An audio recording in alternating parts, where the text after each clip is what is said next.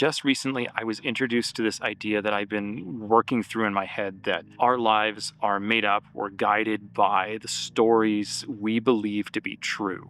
And that connects to this book that I'm going to be reviewing today called Real Artists. I don't know if we can read that. There we go. Real Artists Don't Starve, which is kind of a provocative title. And he starts the book by telling the story of Michelangelo, who historically has been depicted as an artist who did amazing work but was always scraping by. In fact, many of Michelangelo's anecdotes, letters that he's written, he's often complaining about money and how he's sacrificed himself for his art, and now he's essentially a starving artist. But just recently, at least when the book was written, there had been a discovery of Michelangelo's bank statements. And what was discovered was that Michelangelo was actually potentially the richest artist in history, or at least before our modern era.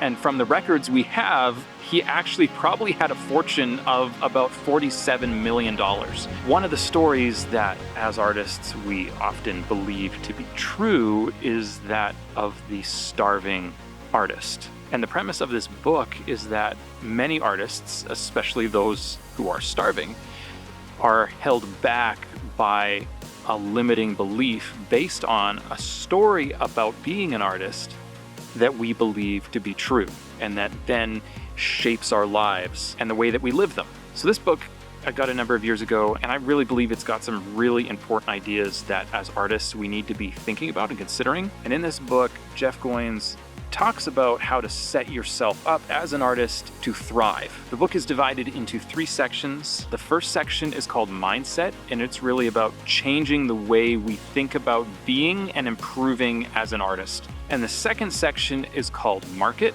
which is about changing the way our creativity interacts with the real world and we interact as artists with the real world. And the final section, which is called Money, is practical solutions and strategies to take what Jeff has talked about in the previous 2 sections to change our relationship or change our art's relationship with money. So jumping right into the first section, 2 ideas that have really stuck with me from this book are really about how art is made. And these 2 ideas I think are actually pretty controversial within the artistic community because we like to think of ourselves as creating original things. And that's actually the first thing he tackles. He says, stop trying to be original. That's the first step of being creative. And the idea is that you can't really create anything from scratch. Instead, we take what we've been given and we present it and we look at it in new ways. And that one of the best ways to learn how to be good at art, to begin to master something, is just to mimic the masters. We need to intentionally fill our minds with inspiration and the kinds of art that we want to emulate, people that we respect, things that we appreciate, to kind of give our minds the resources to actually be creative. And while he says creativity starts with stealing, it doesn't end there. And so next he talks about this idea of apprenticeship and how our current form of education is really kind of foreign to the way the world has historically worked. In the past, if you wanted to get good at something, you would go and apprentice under a master. Skill is not enough. You must be teachable, and we must be continually growing. And for me, this is that realization that creativity doesn't thrive in a box. We need other people. And this is something that I've struggled with, having the humility to find people who are better at the craft that I want to do than I am so that I can learn from them. And then after you've done those things, you are now set up to cross the threshold from being creative to doing creative work, which is what section 2 is about. Market. And in this section, Goins is really making the argument that we as artists need to change the way that we interact with the world, or at least our art interacts with the world. That as artists, we can be insecure and want to just practice our art in secret and not let anybody see it because we're afraid of rejection. And the first way that he talks about doing that is what he calls cultivating patrons. That being discovered isn't just a chance coincidence. It's actually something that's prepared for and planned for. And so we need to learn to put ourselves in places where opportunity is likely to happen. He argues that artists don't just need patrons, patrons actually need artists. And so one of the steps to doing that is what he calls going and joining a scene. And this is also something that I've just really been thinking about lately, because I haven't been good at developing my community, finding like-minded people who can encourage me in my art or in the things I'm working through. In the book, he shares all kinds of stories of different artists, famous artists. The reason they succeeded was not just because they were brilliant, but because they had intentionally placed themselves in communities of artists who supported them and encouraged them, helped mature them, helped grow them. And one of his quotes from the book is, "Great work does not come about through a single stroke of genius, but by the continual effort of a community." So as artists, we need to spend time intentionally developing and looking for a network to surround ourselves with and put ourselves in. As a teenager, me and my friends noticed this with music. Which artists knew each other? There was a band in Toronto called 1,000 Foot Krutch, not a particularly big band outside of its little niche, but the lead singer, Trevor McNevin, is the first thank you on all kinds of albums, huge bands. He's in the credits on their CDs because they all knew each other. There was a community there that when one person began to float, they began to pull everybody with them. And it wasn't that they just said, "Hey, come with me." It was that they were all developing and pushing each other to become better artists so that they all became better artists together. There's this real power in being networked that a solo artist just doesn't have. And you see it on YouTube as well. How many of these little cloisters of YouTubers in Toronto or somewhere else that they all know each other, they all live, a couple blocks from each other, they all live close to each other, and they all kind of get popular all at the same time. That's not just because they shouted each other out.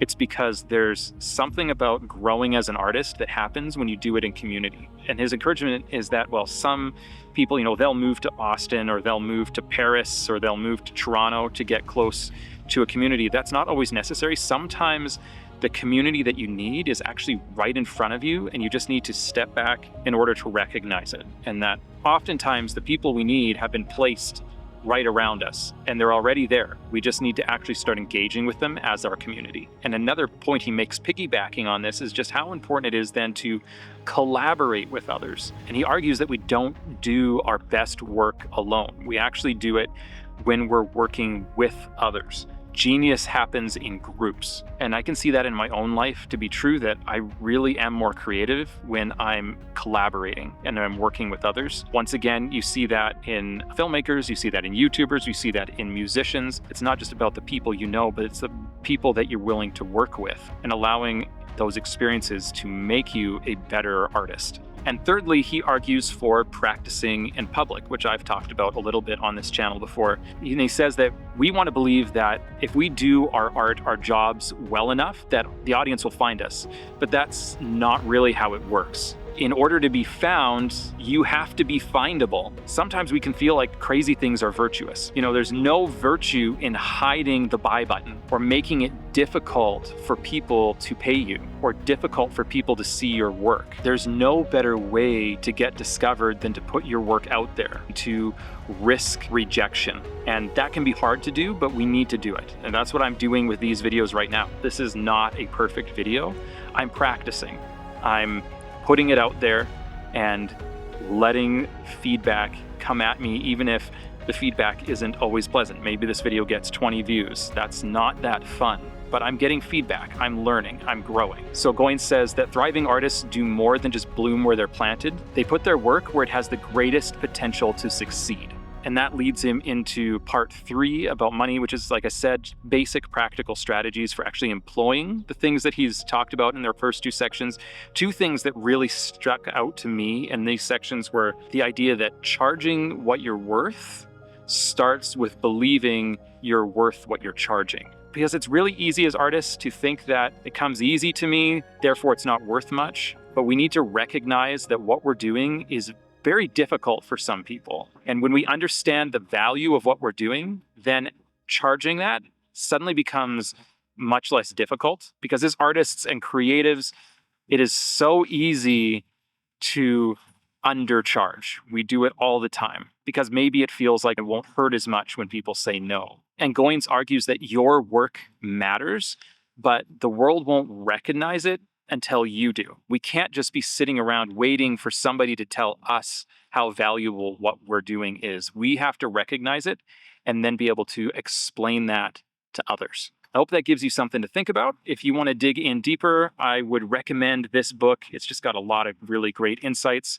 Really easy read. I'll put a link in the description below if you want to check that out. Paperback, ebook, audiobook, all available. Thanks for hanging out today. I appreciate you guys helping me practice in public. If you want to keep helping me practice in public, this video right here, I would love to see you in that one.